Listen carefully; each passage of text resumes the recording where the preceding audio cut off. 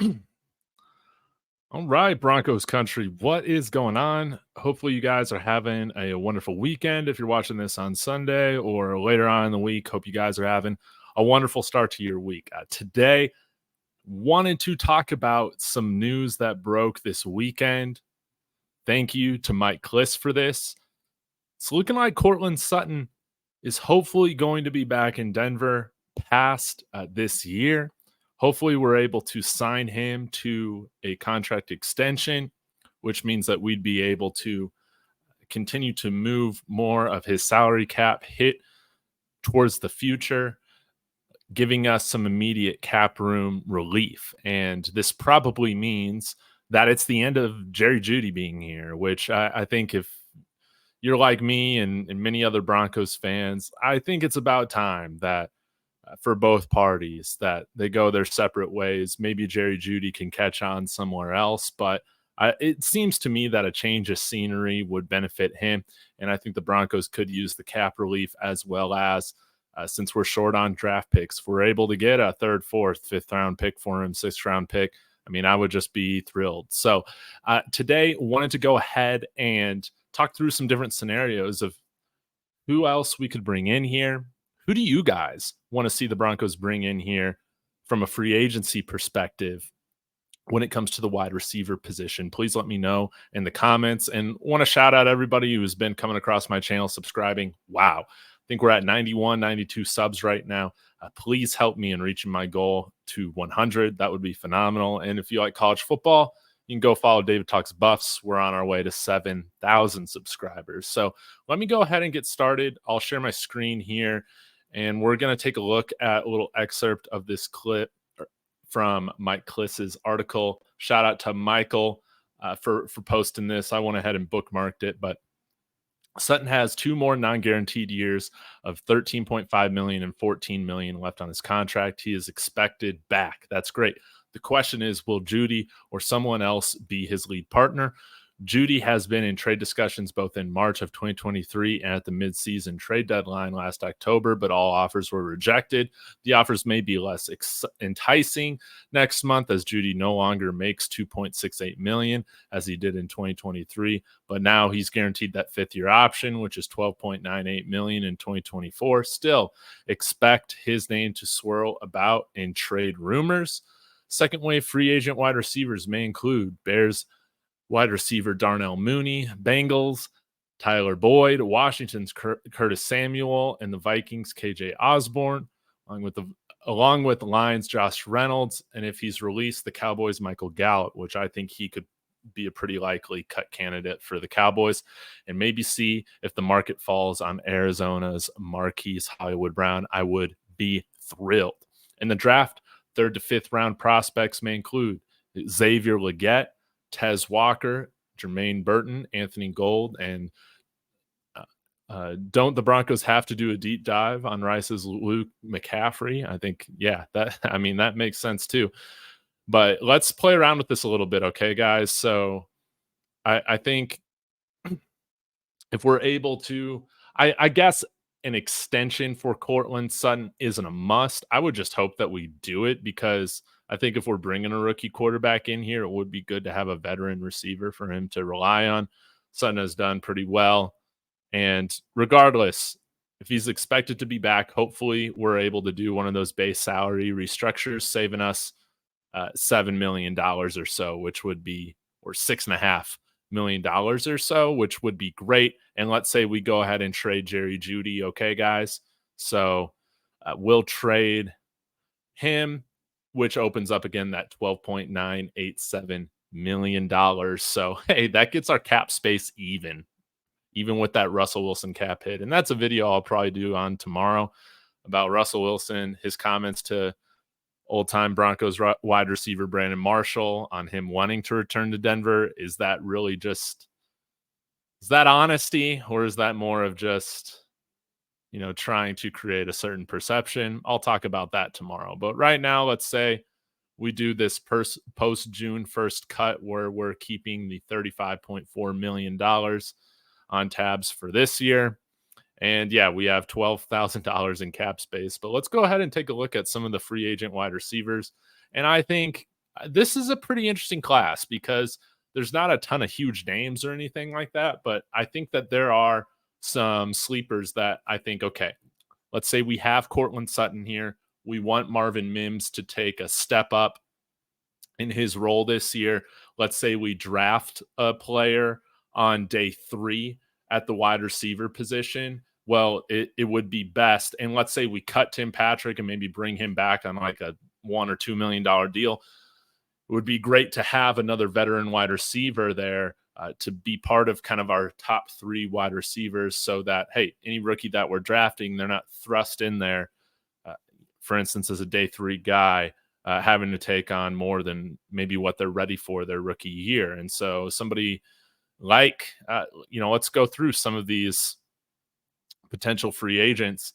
Somebody like Darnell Mooney, I think, he's a guy that we saw him flash. See, I was looking at him right here. He made less than $1 million this year, obviously still on that rookie contract, but I think that he's somebody that we would be able to sign for a pretty relatively a reasonable deal. Gabe Davis is another guy that I'm wondering if Buffalo has enough cap room to bring him back, especially with Stephon Diggs still on contract there. But somebody like that, I mean, I would be pretty thrilled to have here. Darnell Mooney, we need somebody with that kind of speed, no doubt. Gabe Davis, hey, I love those big, tall, speedy wide receivers that can stretch the field. I mean, who doesn't, right? Another interesting guy that we could bring in here is Devin Duvernay, a guy that can do a little bit of everything. Okay. I would love that. But if we want to get to looking at some of the more expensive options, let's go ahead and do that. Mike Evans, I think that's out of the equation. I think Tampa Bay brings him back, especially if they're looking to extend Baker Mayfield. Yeah. Odell Beckham Jr., I hope he comes back to the Ravens. We'll just have to see. But I think he's going to find himself going to a contender. Curtis Samuel is a guy that hasn't played a ton, over the last few years. I would imagine that he signs a very, very, very cheap contract compared to this $11.5 million that he was making. And Tyler Boyd, I don't think he would be terrible, but I think that you can get his production for less. I still think that he'll command a pretty sizable contract. Another guy that I'd like to see us, depending on what their price is, DJ Chark. I think that he's a pretty productive wide receiver. Of course, his stats in Carolina weren't all too great this year, but I mean, that offense was not just like the Bears offense with Darnell Mooney. I mean, it's just kind of a broken offense, and it would be really fun to see what somebody like Chark could do in a Sean Payton offense and hopefully a quarterback upgrade. I hope we stay away from guys like Paris Campbell, always hurt. McCold Harmon, he had his moment in the Super Bowl, but I'm not into it. But Marquise Hollywood Brown, I mean, this guy is an absolute game changer. And hey, you might say we already have a guy kind of on the roster who profiles as this type of wide receiver in Marvin Mims. But I mean, we've seen Miami have 2 similar guys in Tyreek Hill and Jalen Waddle on the team. And that offense is looking great, and it's really helped Tua develop and I think play higher than a lot of people's expectations, right? So one question I asked to y'all is, okay, for $12 million, if you could replace Jerry Jeudy with Marquise Brown, would you do it? We'll have to see what type of money he's commanding in free agency. But this is somebody that, hey, like Mike Kliss said, if the price is reasonable with him, because he does have a little bit of an injury history, right? I would love to see him here. No doubt. No doubt. He would probably be my number 1 guy on here, realistically, because I think you'll see T. Higgins, Michael Pittman Jr. return back to their teams. Noah Brown could be one of these target, if you're wanting like the most bang for your buck, like a bargain basement. I like Noah Brown. I think he's a very talented receiver. And again, 567 yards, 2 touchdowns, right? I mean, that's awesome. Calvin Ridley's another guy that we should take a look at as well. but I would imagine Jacksonville, having traded a second round pick for him, would want him to return on a deal. Now, the Colorado fan in me would love for us to bring Laviska Shenault in on a deal. I bet that he would probably be close to that veteran minimum as well. And he's an athlete that can do a little bit of everything, can play a little running back, can play a little bit of slot, can go outside. But Sean Payton likes these kind of gadget guys, right? Guys that can do some different things. And different player, obviously, Taysom Hill, but you saw how Sean Payton worked with him to incorporate him into the offense. And Laviska Shenault, I would imagine that there is some intrigue to him from Sean Payton.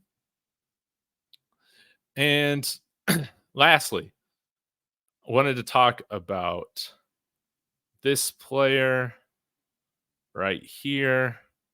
Where do you go? Did I miss him?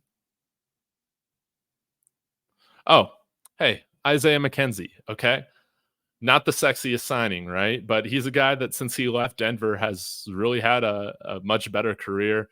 Uh, could be helpful again. We talk about wanting to just have big time athletes and speed on the team.